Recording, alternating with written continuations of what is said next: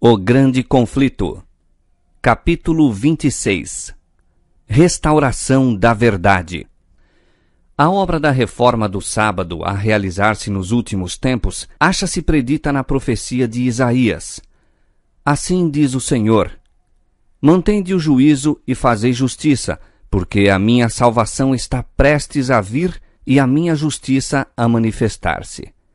Bem-aventurado o homem que fizer isto, e o filho do homem que lançar mão disto, que se guarda de profanar o sábado e guarda a sua mão de perpetrar algum mal.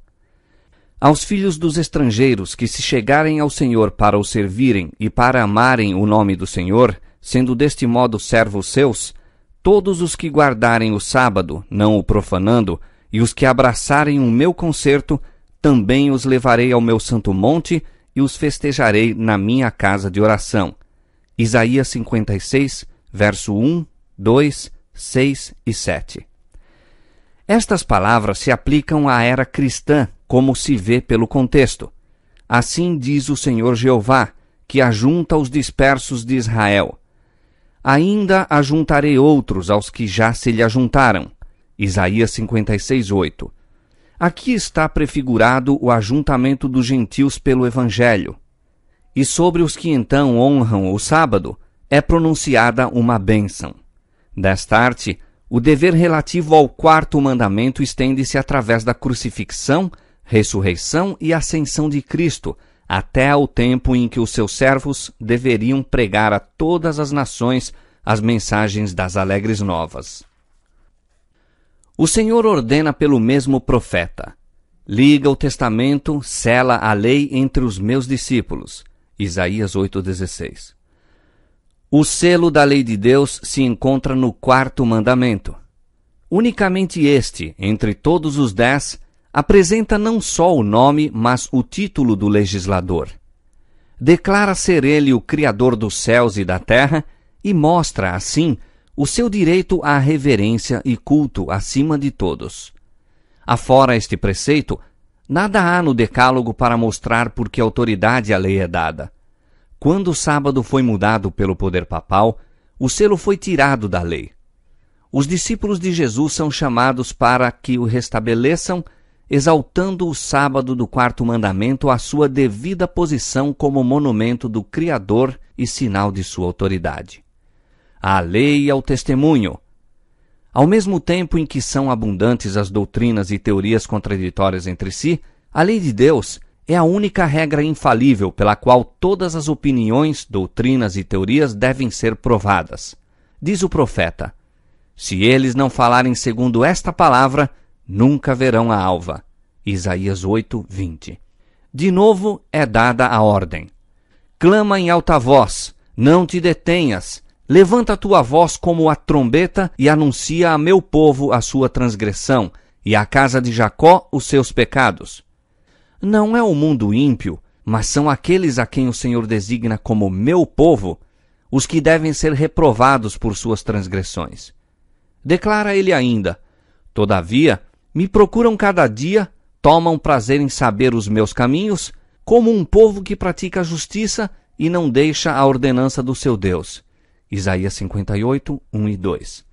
Aqui se faz referência a uma classe que se julga justa, que parece manifestar grande interesse no serviço de Deus, mas a repreensão severa e solene daquele que examina os corações prova que se acham a calcar a pés os preceitos divinos. Desta maneira, indica o profeta a ordenança que tem estado esquecida: levantarás os fundamentos de geração em geração, e chamar-te-ão reparador das roturas e restaurador de veredas para morar. Se desviares o teu pé do sábado, de fazer a tua vontade no meu santo dia, e se chamares ao sábado deleitoso e santo dia do Senhor, digno de honra, e o honrares, não seguindo os teus caminhos, nem pretendendo fazer a tua própria vontade, nem falar as tuas próprias palavras, então te deleitarás no Senhor. Isaías 58, 12 a 14. Esta profecia também se aplica a nosso tempo. A rotura foi feita na lei de Deus, quando o sábado foi mudado pelo poder romano. Chegou, porém, o tempo para que esta instituição divina seja restabelecida. A rotura deve ser reparada e levantado o fundamento de geração em geração. Santificado pelo descanso e bênção do Criador, o sábado foi guardado por Adão em sua inocência no Santo Éden, por Adão depois de caído, mas arrependido, quando expulso de sua feliz morada. Foi guardado por todos os patriarcas, desde Abel até o justo Noé, até Abraão e Jacó. Quando o povo escolhido esteve em cativeiro no Egito, muitos, em meio da idolatria imperante, perderam o conhecimento da lei de Deus. Mas quando o Senhor libertou Israel, proclamou-a com terrível majestade à multidão reunida, para que conhecesse a sua vontade e a ele temesse e obedecesse para sempre. Desde aquele dia até o presente, o conhecimento da lei de Deus tem se preservado na terra e o sábado do quarto mandamento tem sido guardado. Posto que o homem do pecado conseguisse calcar a pés o santo dia de Deus, houve, contudo, mesmo no período de sua supremacia, ocultas nos lugares solitários, almas fiéis que lhe dispensavam honra. Desde a reforma, alguns têm havido, em cada geração, a manter-lhe a observância. Embora frequentemente em meio de ignomínia e perseguição, constante testemunho tem sido dado da perpetuidade da lei de Deus e da obrigação sagrada relativa ao sábado da criação. Estas verdades, conforme são apresentadas no capítulo 14 de Apocalipse, em relação com o Evangelho eterno, distinguirão a Igreja de Cristo ao tempo de seu aparecimento. Pois, como resultado da tríplice mensagem, é anunciado: aqui estão os que guardam os mandamentos de Deus e a fé de Jesus. E esta mensagem é a última a ser dada antes da vinda do Senhor. Seguindo-se imediatamente a sua proclamação, pelo profeta é visto o Filho do Homem vindo em glória para ceifar a messe da terra. Os que receberam a luz concernente ao santuário e à imutabilidade da lei de Deus encheram-se de alegria e admiração ao verem a beleza e harmonia do conjunto de verdades que se lhe desvendaram ao entendimento. Desejaram que a luz que lhes parecia tão preciosa fosse comunicada a todos os cristãos e criam que seria alegremente aceita. Mas as verdades que os poriam em discordância com o mundo não foram bem recebidas por muitos que pretendiam ser seguidores de Cristo. A obediência ao quarto mandamento exigia sacrifício, ante o qual a maioria das pessoas recuava. Ao serem apresentadas as exigências do sábado, muitos raciocinavam do ponto de vista mundano. Diziam: sempre guardamos o domingo, nossos pais o observaram, e muitos homens bons e piedosos morreram felizes enquanto o guardavam. Se tinham razão, também nós a temos. A guarda do sábado do sétimo dia nos poria em desacordo com o mundo, e não teríamos influência alguma sobre ele. Que pode um pequeno grupo, a guardar o sétimo dia, esperar fazer contra todo o mundo que guarda o domingo? Foi com argumentos semelhantes que os judeus se esforçaram para justificar sua rejeição de Cristo. Seus pais tinham sido aceitos por Deus ao apresentarem ofertas de sacrifícios. E por que não poderiam os filhos encontrar salvação continuando com o mesmo modo de agir? Semelhantemente, no tempo de Lutero, raciocinavam os romanistas que cristãos verdadeiros tinham morrido na fé católica e, portanto, essa religião era suficiente para a salvação. Tal raciocínio se mostrava uma barreira eficaz contra todo o progresso na fé ou prática religiosa. Muitos insistiam em que a guarda do domingo tinha sido por muitos séculos uma doutrina estabelecida e generalizado costume da Igreja. Contra este argumento se mostrou que o sábado e sua observância eram mais antigos e generalizados, sendo mesmo tão velhos como o próprio mundo e trazendo a sanção tanto dos anjos como de Deus. Quando foram postos os fundamentos da terra, quando as estrelas da alva juntamente cantavam e todos os filhos de Deus rejubilavam, foi então lançado o fundamento do sábado. Jó 38, versos 6 e 7, Gênesis capítulo 2, verso 1 a 3. Bem pode esta instituição reclamar a nossa reverência. Não foi ordenada por nenhuma autoridade humana e não repousa sobre tradições humanas. Foi estabelecida pelo Ancião de Dias e ordenada por sua eterna palavra. Ao ser a atenção do povo chamada para o assunto da reforma do sábado, ministros populares perverteram a palavra de Deus, interpretando-a de modo a melhor tranquilizar os espíritos inquiridores. E os que não investigavam por si mesmos as Escrituras, contentavam-se com aceitar conclusões que se achavam de acordo com seus desejos. Por meio de argumentos, sofismas, tradições dos pais da Igreja e autoridades eclesiásticas, muitos se esforçaram para subverter a verdade. Os defensores desta foram compelidos à Sagrada Escritura para defender a validade do quarto mandamento.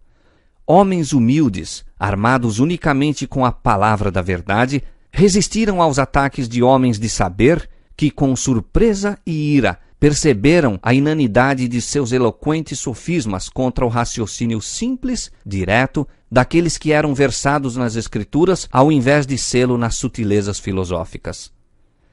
Na ausência de testemunho das Escrituras sagradas a seu favor, muitos, esquecendo-se de como o mesmo raciocínio fora empregado contra Cristo e seus apóstolos, insistiam com incansável persistência. Por que não compreendem os nossos grandes homens esta questão do sábado? Poucos apenas creem como nós. Não pode ser que estejais certos e que todos os homens de saber no mundo se achem em erro. Para refutar esses argumentos, era o bastante citar os ensinos das Escrituras e a história do trato do Senhor para com o seu povo em todos os tempos. Deus opera por intermédio dos que ouvem a sua voz e lhe obedecem, e que, sendo necessário, falam verdades desagradáveis e não temem reprovar pecados populares. A razão por que ele não escolhe mais vezes homens de saber e alta posição para dirigir os movimentos da reforma é o confiar em eles em seus credos, teorias e sistemas teológicos, e não sentirem a necessidade de serem ensinados por Deus.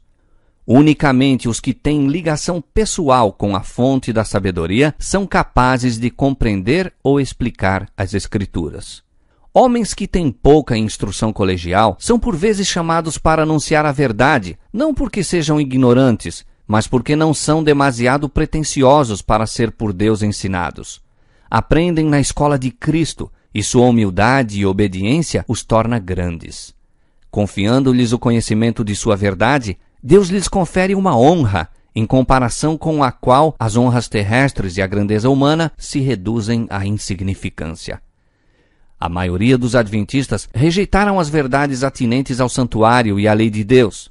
Muitos também renunciaram à fé no movimento adventista, adotando ideias errôneas e contraditórias acerca das profecias que se aplicavam àquela obra. Alguns foram levados ao erro de fixar repetidas vezes um tempo definido para a vinda de Cristo. A luz que então brilhava do assunto do santuário ter-lhes-ia mostrado que nenhum período profético se estende até o segundo advento, que o tempo exato para esta ocorrência não está predito. Mas, desviando-se da luz, continuaram a marcar repetidamente o tempo da vinda do Senhor, e outras tantas vezes foram desapontados.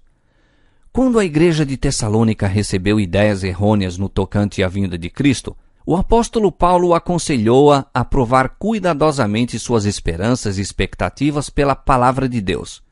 Citou-lhes profecias que revelavam acontecimentos a ocorrerem antes que Cristo viesse e mostrou-lhes que não tinham base para o esperarem em sua época. Ninguém de maneira alguma vos engane, são suas palavras de aviso. 2 Tessalonicenses capítulo 2, verso 3.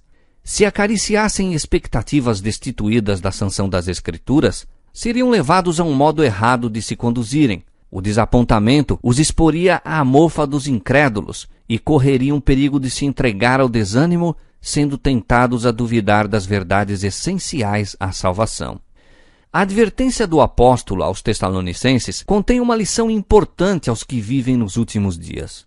Muitos adventistas têm julgado que, ao menos que pudessem fixar a fé em um tempo definido para a vinda do Senhor, não poderiam ser zelosos e diligentes na obra de preparo.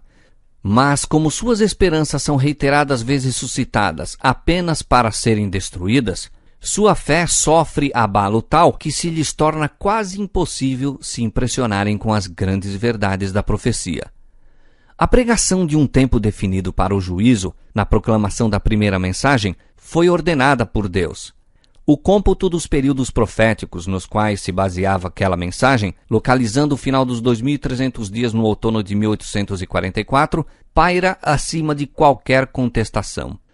Os repetidos esforços por encontrar novas datas para o começo e fim dos períodos proféticos e o raciocínio falaz que era necessário para apoiar este modo de ver, não somente transviaram da verdade presente os espíritos, mas lançaram o opróbrio sobre todos os esforços para se explicarem as profecias. Quanto mais frequentemente se marcar um tempo definido para o segundo advento, e mais amplamente for ele ensinado, tanto mais se satisfazem os propósitos de Satanás. Depois que se passa o tempo, ele provoca o ridículo e o desdém aos seus defensores, lançando assim o opróbrio sobre o grande movimento adventista de 1843 e 1844. Os que persistem neste erro fixarão finalmente uma data para a vinda de Cristo num futuro demasiado longínquo. Serão levados, assim, a descansar em falsa segurança e muitos se desenganarão tarde demais. A história do antigo Israel é um exemplo frisante da passada experiência dos adventistas. Deus guiou seu povo no movimento adventista, assim como guiara os filhos de Israel ao saírem do Egito. No grande desapontamento, fora provada a sua fé, como o foi a dos hebreus no Mar Vermelho. Houvessem ainda confiado na mão guiadora que com eles estivera em sua experiência anterior, e teriam visto a salvação de Deus. Se todos os que trabalharam unidos na obra em 1844 tivessem recebido a mensagem do terceiro anjo, proclamando-a no poder do Espírito Santo, o Senhor teria poderosamente operado por seus esforços. Caudais de luz ter-se-iam derramado sobre o mundo. Haveria anos que os habitantes da terra teriam sido avisados, a obra final estaria consumada e Cristo teria vindo para a redenção de seu povo. Não foi a vontade de Deus que os filhos de Israel vagueassem durante 40 anos no deserto. Desejava ele levá-los diretamente à terra de Canaã e ali os estabelecer como um povo santo, feliz. Mas não puderam entrar por causa da sua incredulidade. Hebreus 3:19. Por sua reincidência e apostasia, pereceram os impenitentes no deserto e levantaram-se outros para entrarem na terra prometida. Semelhantemente, não era vontade de Deus que a vinda de Cristo fosse tão demorada e que seu povo permanecesse tantos anos neste mundo de pecado e tristeza. A incredulidade, porém, os separou de Deus. Como se recusassem a fazer a obra que lhes havia designado, outros se levantaram para proclamar a mensagem. Usando de misericórdia para com o mundo, Jesus retarda a sua vinda para que pecadores possam ter oportunidade de ouvir a advertência e encontrar nele refúgio antes que a ira de Deus seja derramada. Hoje, como nos séculos anteriores, a apresentação de qualquer verdade que reprove os pecados e erros dos tempos suscitará oposição. Todo aquele que faz o mal aborrece a luz e não vem para a luz, para que as suas obras não sejam reprovadas. João 3:20. Ao verem os homens que não podem sustentar sua atitude pelas Escrituras, decidir-se-ão muitos a mantê-la a todo transe e, com espírito malévolo, atacam o caráter e intuitos dos que permanecem na defesa da verdade impopular. É o mesmo expediente que tem sido adotado em todos os tempos. Elias foi acusado de ser o perturbador de Israel, Jeremias de traidor, Paulo de profanador do templo. Desde aquele tempo até hoje, os que desejam ser fiéis à verdade têm sido denunciados como sediciosos, hereges ou facciosos. Multidões que são demasiado incrédulas para aceitar a segura palavra da profecia receberão com ilimitada credulidade a acusação contra os que ousam reprovar os pecados em voga. Este espírito aumentará mais e mais. E a Bíblia claramente ensina que se aproxima um tempo em que as leis do Estado se encontrarão em tal conflito com a lei de Deus que quem desejar obedecer a todos os preceitos divinos deverá afrontar o opróbrio e o castigo como malfeitor. Em vista disto, qual é o dever do mensageiro da verdade? Concluirá ele que a verdade não deve ser apresentada, visto que muitas vezes seu único efeito é levar os homens a se evadirem de seus requisitos ou a eles resistir? Não. Ele não tem mais motivos para reter o testemunho da palavra de Deus, porque esta levanta oposição do que tiveram os primitivos reformadores.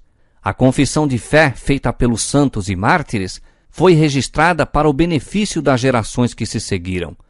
Aqueles vivos exemplos de santidade e firme integridade vieram até nós para infundir coragem nos que hoje são chamados a estar em pé como testemunhas de Deus.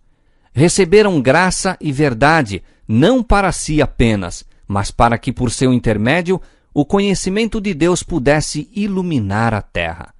Tem Deus proporcionado luz a seus servos nesta geração? Então devem eles deixá-la brilhar ao mundo. Antigamente, o Senhor declarou a alguém que falava em seu nome: a casa de Israel não te quererá dar ouvidos, porque não me querem dar ouvidos. Não obstante, disse ele, tu lhes dirás as minhas palavras, quer ouçam, quer deixem de ouvir. Ezequiel capítulo 3, verso 7 e capítulo 2, verso 7. Ao servo de Deus, no presente, é dirigida esta ordem: levanta a tua voz como a trombeta e anuncia ao meu povo a sua transgressão e à casa de Jacó os seus pecados. Tanto quanto as oportunidades o permitam, cada um que haja recebido a luz da verdade se encontra sob a mesma responsabilidade solene e terrível em que esteve o profeta de Israel, a quem viera a palavra do Senhor, dizendo: a ti, pois, ó filho do homem, te constituí por atalaia sobre a casa de Israel. Tu, pois, ouvirás a palavra da minha boca e lhe anunciarás da minha parte. Se eu disser ao ímpio: ó ímpio, certamente morrerás, e tu não falares para desviar o ímpio do seu caminho, morrerá esse ímpio na sua iniquidade, mas o seu sangue eu o demandarei da tua mão. Mas quando tu tiveres falado para desviar o ímpio do seu caminho, para que se converta dele, e ele se não converter do seu caminho, ele morrerá na sua iniquidade, mas tu livraste a tua alma. Ezequiel 33, versos 7 a 9.